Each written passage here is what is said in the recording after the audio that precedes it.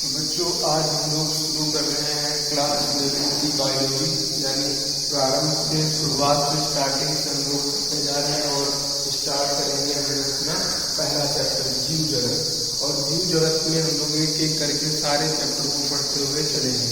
तो सबसे पहले जीव विज्ञान में हम लोग ये जान लें कि हमारा जो जीवन है या लाइफ है, जैसे हम लोग लाइफ कहते हैं, जीवन में ये है क्या, ये किन चीजों से मिलकर बनी है और किस तरीके की कार्य करती है, क्या कार्य करती है, कौन सी इसके अंदर क्रियाएं पाई जाती हैं और हमारा जीवन किन किन चीजों से मिलकर बना है, ये सब चीजें हम लोग आज जान लेते हैं। तो सबसे पहला हमारा प्रश्न ये रहेगा कि जो हमारी लाइफ है ये क्या है, व्हाट इज लाइफ, हमारा जीवन जो है क्या है। तो सबसे पहले व्हाट इज लाइफ, हमारा जीवन जो है ये क्या बताता है और किन चीजों से मिलकर बना है। तो सबसे पहले ये जानिए कि जो हमारा जीवन है ये बहुत ही कॉम्प्लिकेटेड है, बहुत ही कठिन है, पेचीदा है। ये मिलकर बना होता है बहुत सारे बायोमॉलिक्यूल से, जिसे हम लोग कहते हैं जैव अणु। आप जब धीरे धीरे आगे क्लास में आगे चैप्टर पढ़ते जाएंगे तो आपको पढ़ाया जाएगा बायोमॉलिक्यूल होते हैं या फिर जिन्हें हम लोग कहते हैं जैव अणु। अगर आपने क्लास 10 के अंदर पढ़ा होगा तो थोड़ा बहुत जानते होंगे जैव अणु के बारे में। जैव अणु उन्हें कहते हैं ऐसे अणु, ऐसे रसायन या ऐसे अणु जो किसी जीव का निर्माण करते हैं, जैव का निर्माण करते हैं, जीव का निर्माण करते हैं, उन्हें हम लोग कहते हैं जैव अणु, बायोमॉलिक्यूल। जैव को कहते हैं बायो और अणु को कहते हैं हम लोग मॉलिक्यूल। तो नाम इसका रख दिया जाता है जैव अणु या बोलते हैं इसको बायोमॉलिक्यूल। आपने जिस तरीके से अगर एग्जाम्पल लगाया जाए तो आपने पढ़ रखा होगा बायोमॉलिक्यूल के अंदर कार्बोहाइड्रेट के बारे में, आपने पढ़ रखा होगा बायोमॉलिक्यूल के अंदर प्रोटीन के बारे में, आपने पढ़ रखा होगा इसके अंदर न्यूक्लिक एसिड के बारे में। और न्यूक्लिक एसिड जिसे हम लोग कहते हैं डीएनए या इसे एक दूसरा होता है जिसे हम लोग कहते हैं आरएनए। तो डीएनए आरएनए ये हमारे इसके अंदर आते हैं न्यूक्लिक एसिड के अंदर बायोमॉलिक्यूल।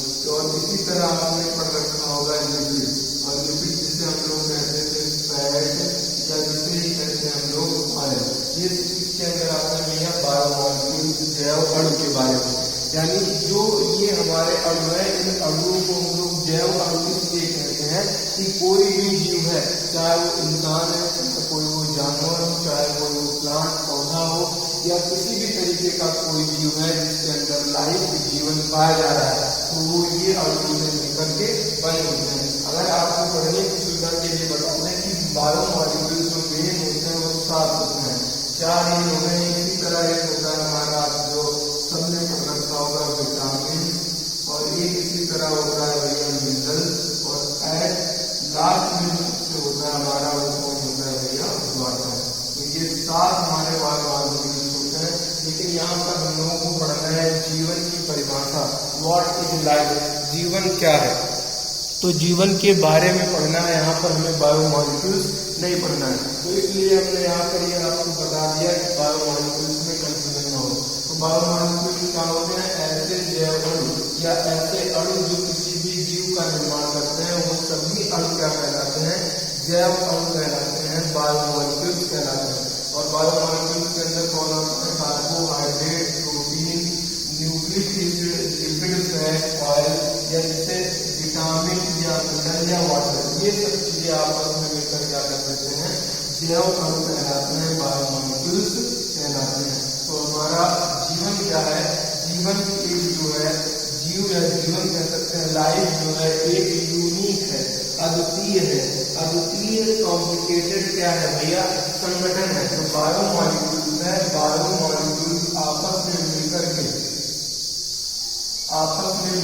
या कह सकते हैं जो जैव अणु है ये आपस में संगठित होकर जैव अणु संगठन बनाना, बायोमॉलिक्यूल जो है एक साथ ऑर्गेनाइज हो, तो कहेंगे बायोमॉलिक्यूल जो है ऑर्गेनाइजेशन करके एक साथ संगठन करके जो है एक कॉम्प्लिकेटेड का मतलब होता है बहुत ही कठिन, या जिसको हम लोग हिंदी में बोलते हैं पेचीदा। एक जो है बायोमॉलिक्यूल क्या है, संगठन है। जीवन क्या है, जैव अणुओं का एक बहुत ही कठिन या पेचीदा।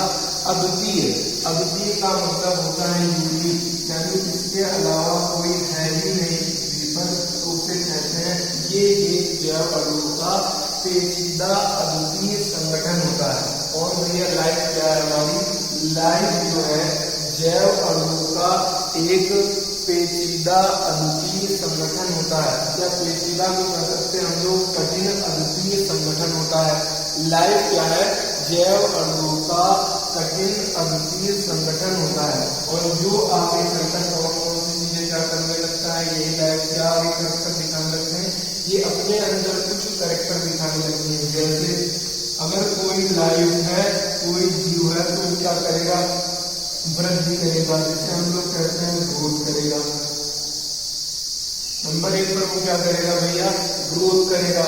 नंबर 2 पर सबसे मेन इंपॉर्टेंट क्या करता है वो भैया, जनन करता है।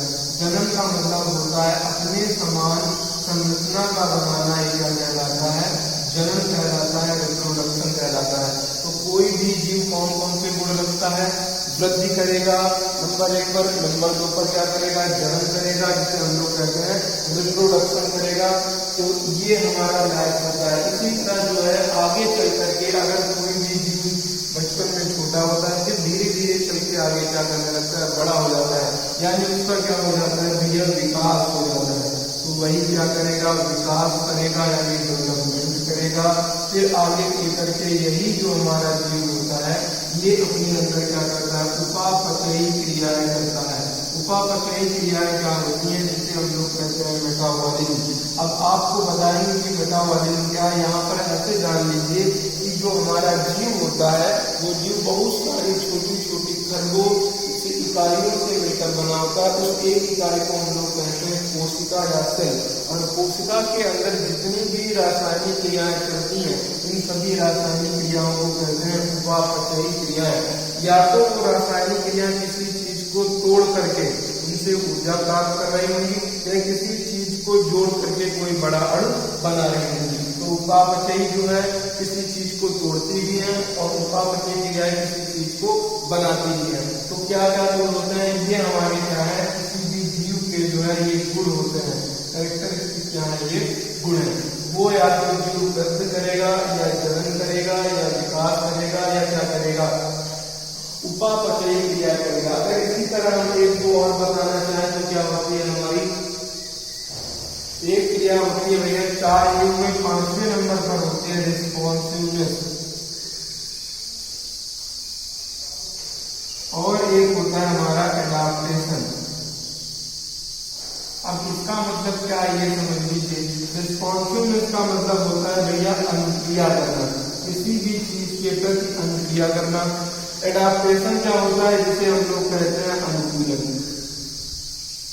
अब अनुकूलन और अनुक्रिया क्या है, अनुक्रिया का मतलब होता है कि जब कोई भी जीव को या किसी भी दूसरे जीव के द्वारा उसके साथ छेड़छाड़ की जाए, तो क्या करे, अपने आप को बचाने के लिए, अपने आप को सेल्फ डिफेंस करने के लिए वो जो अनुक्रिया करेगा उसे क्या कहेंगे, रिस्पॉन्सिवनेस, जिसे कहते हैं अनुक्रिया।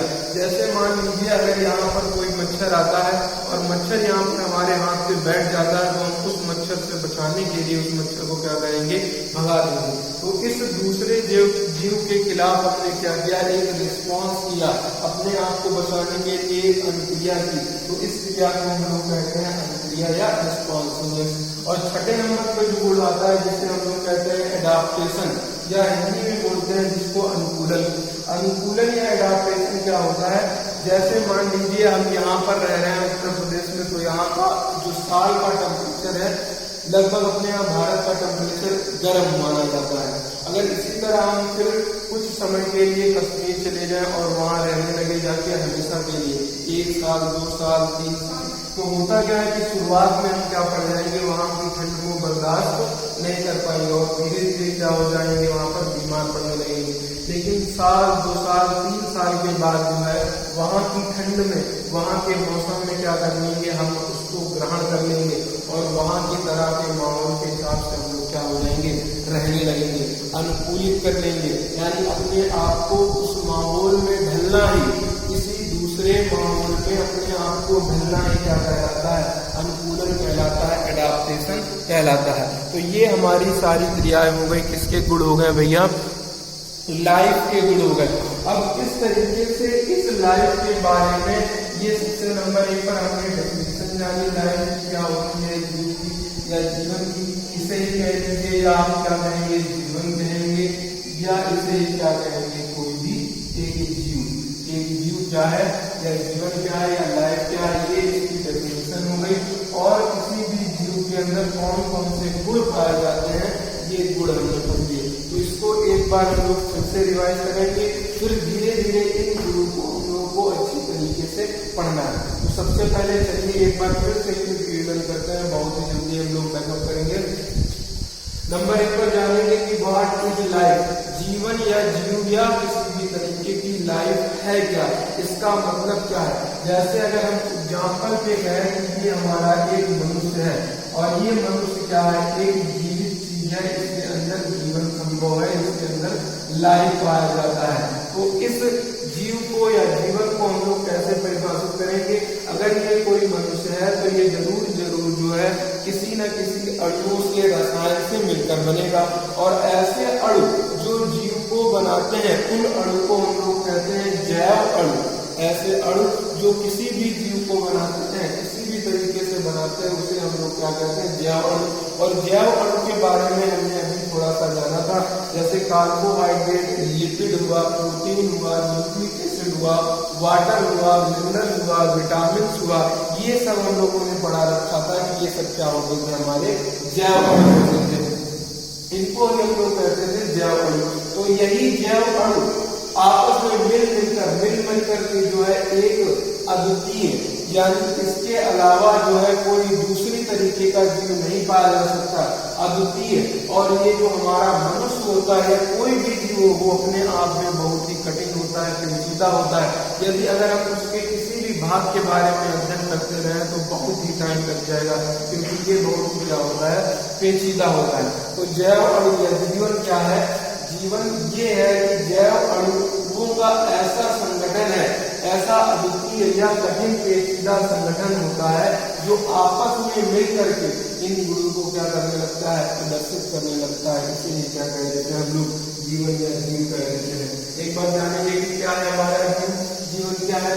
जीवन जैव अणुओं का कठिन, जैव अणुओं का अद्वितीय या कठिन ऐसा संगठन जो वृद्धि, जनन, विकास, उपापचयी और अनुक्रिया और अनुकूलन जैसी क्रियाओं का या गुणों को प्रदर्शित करने लगता है, उसे ही हम लोग क्या नाम देते हैं, जीवन या जीव कह देते हैं। तो किसी भी जीव क्या किससे मिलकर बना है, जैव अणुओं को आपस में संगठित करके, आपस में मिल करके क्या बना है, कोई भी जीव बना है। और ये कैसा संरचना है, सरल संरचना पाई जाती है किसी जीव की बहुत कठिन। जैसे अगर हम आप बताना चाहें कठिन या पेचीदा शब्द का मतलब क्या है, जैसे सबसे पहले अगर हमारे अंदर किसी भी चीज को एक जगह से दूसरी जगह पहुंचाना है, कोई भोजन को, तो सबसे पहले हम उसको चबाएंगे, उसका जो है पाचन करेंगे, पाचन करने के बाद उसका अवशोषण करेंगे, अवशोषण करने के बाद उसे रक्त के अंदर ले जाएंगे, रक्त के द्वारा जो है हार्ट के द्वारा ताकत लगाई जाएगी और वो रक्त के द्वारा एक जगह से दूसरी जगह ले जाया जाएगा। रक्त को बहने के लिए उसके अंदर नली पाई जाती है, जिसे हम लोग कहते थे शिरा या धमनी। फिर उसको जो है इस भोजन को कोशिका के अंदर पहुंचाया जाएगा, वहां पर जो है इसका शोषण होगा, यानी वही ग्लाइकोलाइसिस, लिंक रिएक्शन, पेट साइकिल, ईटीएस, ये सब क्रियाएं चलेंगी। उसके बाद CO2 निकलेगी। तो ये एक काम करने के लिए हमें बहुत सारी चीजों को देखना पड़ेगा, बहुत सारी चीजों का अध्ययन करना पड़ेगा। इसीलिए जो कोई भी जीव है वो सरल संरचना नहीं है, बहुत ही कठिन संरचना है। इसीलिए इसे हम लोगों ने कह दिया जैव अणुओं का संगठन जो बहुत कठिन या पेचीदा है, जिसे इंग्लिश में हम लोग कहते हैं कॉम्प्लिकेटेड है, बहुत ही कॉम्प्लिकेटेड है, पेचीदा है।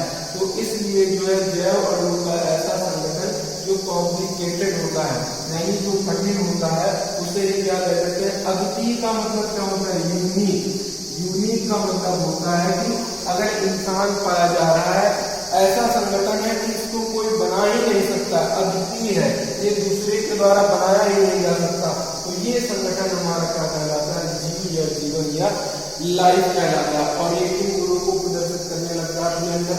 वृद्धि को, ग्रोथ को, फिर इसको जन्म को, फिर विकास को, फिर उपापचयी क्रियाओं को, फिर अनुक्रिया का, फिर अनुकूलन का। सबसे पहले जानिए वृद्धि क्या है, जिसे कहते हैं ग्रोथ। ग्रोथ का मतलब होता है कि जब कोई भी मनुष्य का बच्चा या कोई भी प्लांट या कोई भी जीव होता है शुरुआत में बहुत ही छोटा होता है, फिर उसमें वृद्धि होकर के वो बहुत बड़ा हो जाता है। और जनन का मतलब क्या है? अपने समान उत्पन्न करना, अपने समान जो है संतान का उत्पन्न करना ही क्या कहलाता है? जन्म कहलाता है। और यही विकास होता है कि कोई भी चीज प्रारंभ में कम विकसित होती है, फिर धीरे धीरे समय के साथ क्या हो जाती है? अधिक विकसित हो जाती है। उपापचयी क्या है? उपापचयी का मतलब है कोशिकाओं के अंदर चलने वाली क्रियाओं को क्या कहते हैं हम लोग? उपापचयी क्रियाएं कहते हैं। फिर अनुक्रिया क्या है? रिस्पॉन्सिवनेस क्या है? रिस्पॉन्सिवनेस कहते हैं उसको जो अपने शरीर को बचाने के लिए या सेल्फ डिफेंस के लिए जो है दूसरे जीव को जो है हटाता है या हटाता है, या कोई भी जीव के साथ छेड़खानी की जाए तो वो उसके प्रति क्या करता है? अनुक्रिया देता है, जिसे क्या कहते हैं? रिस्पॉन्सिवनेस। और एडाप्टेशन, अनुकूलन किसे कहते हैं? अपने विपरीत माहौल में अपने आप को ढल लेना। कोई भी जीव किसी दूसरे या अपने विपरीत माहौल में ढल जाता है, उसे क्या कहते हैं? अनुकूलन। जैसे यहाँ के अगर इंसान को ले जाइए किसी ठंडे जगह में, तो वह शुरुआत में वहाँ की ठंड को बर्दाश्त नहीं कर पाएगा, लेकिन एक समय के बाद धीरे धीरे वहाँ की ठंड को क्या करने लगेगा? बर्दाश्त करने लगेगा, जिसे ही क्या कहते हैं हम लोग? अनुकूलन कहते हैं। तो ये पूरी बात हो गई हमारे किसके बारे में भैया? ये बात हो गई हमारी लाइफ के बारे में। अब आगे चलेंगे, सबसे पहले हम लोग पढ़ेंगे 1 नंबर कैरेक्टर, जिसे हम लोग वृद्धि या ग्रोथ कहते हैं। चलिए अगली रीडिंग हमारी क्या रहेगी? ग्रोथ या वृद्धि।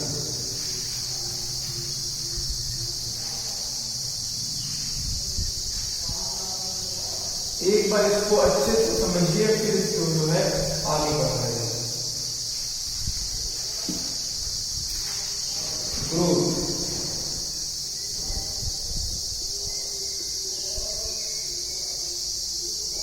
ये पढ़ जा रहे हैं जीवों के गुण पढ़ रहे हैं, या बोल सकते हैं विशिष्ट गुण, कुछ भी कह सकते हैं जीवों के गुण। अच्छा, ग्रोथ, वृद्धि। वृद्धि का मतलब हम लोग समझते हैं किसी भी चीज का बढ़ना है, क्या कहलाता है? वृद्धि कहलाता है। अब जैसे समझिए, सबसे पहले जानते हैं कि वृद्धि की परिभाषा क्या होती है। इसके अंदर कहा जाता है किसी भी वस्तु का या किसी भी जीव का 2 चीजों में, या तो उसका भार बढ़े, भार जिसे हम लोग कहते हैं मास, नंबर 1 पर। किसी भी जीव का भार बढ़े, मास बढ़े, तो उसे कहेंगे हम लोग उसके अंदर क्या हो रही है? वृद्धि हो रही है। नंबर 2, या तो उस जीव का क्या बढ़े? संख्या बढ़े, जिसे हम लोग कहते हैं नंबर। या तो किसी भी जीव का भार बढ़े, उसका मास बढ़े, तो हम लोग क्या कहेंगे? उसके अंदर क्या हो रही है भैया? वृद्धि हो रही है। और या फिर कहेंगे उसके अंदर क्या हो? उसकी संख्या बढ़े, तो उसे हम लोग क्या कहेंगे? कहेंगे उसको कि उसके अंदर भी क्या हो रही है? वृद्धि हो रही है। तो वृद्धि क्या है? किसी भी जीव का या तो मास बढ़े यानी भार बढ़े, या तो उसकी संख्या बढ़े। और यही दोनों क्या होते हैं? ट्विन कैरेक्टर बोले जाते हैं किसके? वृद्धि के। यही क्या है? द्वियुग्मी गुण। यही एक कैरेक्टर ये, एक कैरेक्टर ये दोनों आपस में मिलकर क्या कहलाते हैं? द्वियुग्मी गुण। और द्वियुग्मी गुण ये किसका है? वृद्धि का है। अगर आपसे पूछा जाए कि कोई बहुकोशिकीय जीव है, अगर हम कहें कि बहुकोशिकीय जीव है, और बहुकोशिकीय जीव में नंबर 1 पर आ जाता है हमारा पुराण, जिसे हम लोग कहते हैं पादप, और दूसरे पर आ जाता है जंगल, जिसे हम लोग कहते हैं नीम। चाहे हमारा प्लांट हो, चाहे हमारा एनिमल, इनके अंदर वृद्धि होती है हमेशा और हमेशा किसके द्वारा? सेल डिवीजन के द्वारा। इसके अंदर भी वृद्धि होगी भैया सेल डिवीजन के द्वारा। और सेल डिवीजन होता क्या है, आपको आगे वाले चैप्टर में पढ़ाया जाएगा। इससे कहते हैं हम लोग कोशिका विभाजन के द्वारा। इसके अंदर के द्वारा कोशिका विभाजन के द्वारा।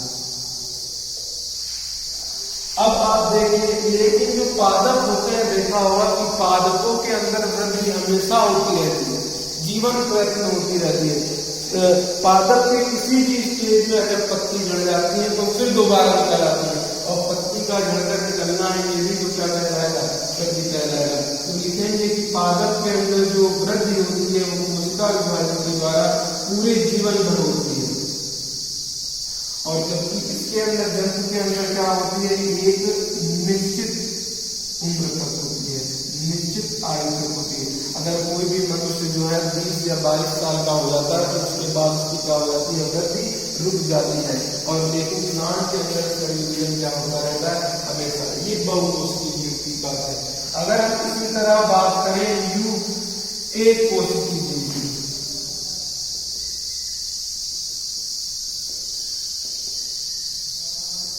एक कोशिकीय जीव, तो एक कोशिकीय जीव के अंदर क्या होता है, ग्रोथ जो होती है, वृद्धि जो होती है, वो किसके द्वारा होती है, कोशिका विभाजन के द्वारा। इसके अंदर मास और नंबर दोनों लगेगा। कोशिका विभाजन यहाँ पर होगा जब अगर कोई एक कोशिकीय जीव है, इसके अंदर हम कोशिका को विभाजित करने के लिए एक से क्या हो जाएगा, दो। अब यहाँ पर देख रहे हैं कोशिका का भार नहीं बढ़ा है, लेकिन यहाँ पर एक से एक इसमें होगा, एक और दो, यानी संख्या बढ़ गई। और संख्या का बढ़ना ही क्या कहलाता है, वृद्धि कहलाता है। और इसी तरह आपने सुना होगा कि जो हमारा अपने समान जब संरचना, समान संतान उत्पन्न कर लेते हैं तो उसे क्या कहते हैं, जनन। यहाँ पर वृद्धि को भी क्या कह रहे हैं, एक से दो हो रही। अगर कोई जनन भी करता है जब भी वो एक से दो होता है, तो जो यहाँ पर जनन कह लो, चाहे यहाँ पर कह लो क्या, वृद्धि। किसके लिए, एक कोशिकीय जीव के लिए वृद्धि या जनन, ये दोनों एक ही सिक्के के क्या है भैया, पहलू है। चाहे आप यहाँ पर इसको कह लीजिए वृद्धि, या फिर कह लीजिए इसको क्या कह लीजिए, जनन। इनका यहाँ पर मतलब क्या होगा, दोनों का एक ही है। एक कोशिकीय जीव के केस में चाहे वृद्धि हो चाहे जनन, दोनों का अर्थ क्या होता है, एक ही। क्योंकि जनन का मतलब होता है अपने समान संतान उत्पन्न करना, जनन कहलाता है। वृद्धि का मतलब भी क्या होता है, या तो भार बढ़े, भार तो यहाँ पर बढ़ गया, या तो क्या बढ़े, संख्या बढ़े, तो उसमें क्या कहते हैं, वृद्धि। और जितने भी जीव होते हैं वो सभी क्या करते हैं भैया, वृद्धि करते हैं। इसीलिए जो है हमारा जो वृद्धि है ये एक ऐसा है कैरेक्टरिस्टिक गुण है, ये सभी जीवों के अंदर पाया जाता है। लेकिन अगर आप कहा जाए कि जो निर्जीव है हमारे, यानी जो सजीव नहीं है, जैसे अगर हम लोग बात करें पर्वत की या फिर स्लोप की, जैसे पर्वत की अगर बात करें तो पर्वत कहने या रेत के ढेर कहने, इनके अंदर भी क्या होती है, वृद्धि। अगर हवाएं, धूल, मिट्टी आदि को एक जगह से दूसरी जगह उड़ाती जाती है तो ये पर्वत बन जाते हैं। तो क्या ये सजीव होंगे, क्या आप सभी को पता है कि हमारे पर्वत सजीव नहीं, लेकिन क्या होते हैं, निर्जीव। तो ये आपको याद रखना है कि जो हमारे पर्वत और ये रेत के ढेर होते हैं, इनके अंदर जो वृद्धि होती है ये कैसी होती है, हमारी बाह्य होती है। जबकि इन सजीवों के अंदर वृद्धि कैसी होती है, आंतरिक होती है। एक बात ये याद रखना है कि जो निर्जीवों के अंदर वृद्धि बाह्य होती है, सजीवों के अंदर वृद्धि कैसी होती है, आंतरिक। तो ये बात भी आपको याद रखना है। इसीलिए आप जो है वृद्धि के दम पर ये नहीं बता सकते हैं कि वृद्धि केवल सजीव में होती है, जबकि वृद्धि सजीव और निर्जीव दोनों में होती है। इसीलिए जो वृद्धि है ये जीव का जो है विशिष्ट गुण नहीं है, जीव का विशिष्ट गुण नहीं है। तो आपको इसको अच्छे से पढ़ लेना है। वीडियो एक बार में ना समझ में आए तो दोबारा एक बार फिर ले लीजिए। फिलहाल आज इतना ही रखते हैं, फिर आगे मिलेंगे अगली हेडिंग्स के।